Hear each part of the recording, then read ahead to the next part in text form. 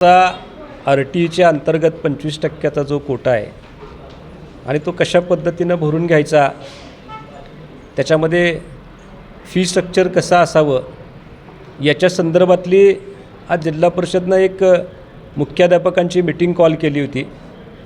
त्या मीटिंगमध्ये आम्हाला असं वाटलं की चांगल्या पद्धतीचा प्रतिसाद मिळेल, पण तसं काही चित्र या मीटिंगमध्ये बघायला मिळालं नाही। मुळात या कोल्हापूर क्षेत्रातील 331 शाळेतल्या मुख्याध्यापकांनी इथं उपस्थित असणं आवश्यक होतं, कारण शासनाचा GR कशा पद्धतीनं त्याची अंमलबजावणी करायची आहे आणि खास करून शिक्षणासारख्या महत्त्वाच्या क्षेत्रामध्ये अंमलबजावणी करायची आहे। पण दुर्दैवानं अगदी 7 ते 8% मुख्याध्यापक इथं हजर होते। बाकीच्यांना कदाचित त्याचं गांभीर्य समजलं नसावं। ही गोष्ट ध्यानात धरून पहिल्यांदाच आम्ही या शेंडेकर मॅडमकडे, जिल्हा परिषदेच्या ज्या शिक्षणाधिकारी आहेत त्यांच्याकडे आम्ही पहिल्यांदा एक डिमांड केलेली आहे की जे मुख्याध्यापक येऊ शकले नाहीत किंवा ज्या मुख्याध्यापकांनी ज्या शाळांनी त्यांचे प्रतिनिधी पाठवले नाहीत, अशा सगळ्या शाळांना त्वरित शोकास नोटीस पाठवा।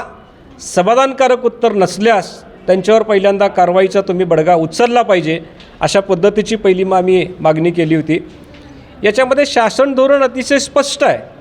2010चा अधिनियम आहे आणि त्याच्यामध्ये स्पष्टपणे सांगितलेलं आहे की विशेष प्रशिक्षणासह मोफत जे काही शिक्षण शुल्क आहे तेही घ्यायचं नाही आहे, त्याचबरोबर गणवेशाचे पैसे घ्यायचे नाही आहेत। आणि विशेष प्रशिक्षण हा जो शब्द आहे याच्यामध्ये जर आपण बघितलं तर शाळेनं दिलेलं ग्राउंड असतं, लायब्ररी असते, कॉम्प्युटर लॅब असते, त्यांचे विविध कार्यक्रम असतात, त्यांचे विविध प्रशिक्षणाचे कार्यक्रम असतात, हे सगळं त्या शाळेनं मोफत द्यायचं आहे।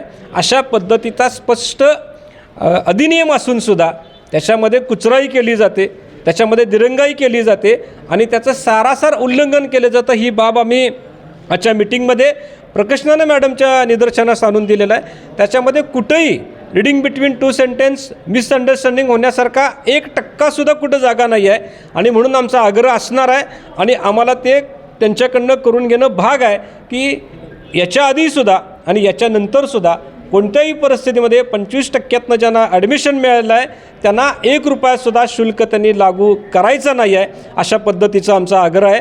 त्याच्यावर आम्ही स्टिकअप आहोत आणि आम्ही ते त्यांना करण्यास भाग पाडू।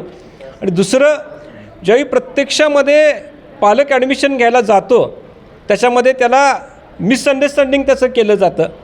नॉट अप्रोच हा जो काही क्लॉज आहे, म्हणजे एखाद्या पालकानं तिथंपर्यंत ॲडमिशन प्रोसेसमध्ये त्याचं नाव आलं, त्याच्या विद्यार्थ्याचं नाव आलं, त्याच्यानंतर तो ज्यावेळी तिथं जातो त्यावेळी त्याला गाईड केलं जातं की बाबा आमच्या शाळेची फी एवढी आहे, ती तुला भरावी लागणार, आमच्या टर्म्स अशा आहेत त्या तुला पाळाव्या लागणार, आणि मग त्याच्याकडनं नॉट अप्रोच अशा पद्धतीचा शेरा घेतला जातो। हे चुकीचं आहे। तर ज्यावेळी नॉट अप्रोच असा शेरा कुठल्या शाळेकडनं येत असेल तर त्याच्यावर तुम्ही पूर्णतः पारदर्शकपणे त्याची कारवाई व्हायला पाहिजे आणि पारदर्शकपणे त्याची चौकशी व्हायला पाहिजे आणि त्याच्यातनं जे काही निष्पन्न होतं आहे ते अगदी पारदर्शकपणे स्वीकारून मग त्याच्यापुढं आपण निर्णय घ्यावा। अशा पद्धतीच्या 2 प्रमुख मागण्या आजच्या या मीटिंगमध्ये आम्ही केलेल्या आहोत। शिक्षणाच्या धोरणाच्या संदर्भामध्ये आम आदमी पार्टीची भूमिका अतिशय स्पष्ट आहे आणि जोपर्यंत सर्वसामान्य न्याय मिळणार नाही तोपर्यंत आमची लढाई सुरूच राहणार आहे। जय हिंद।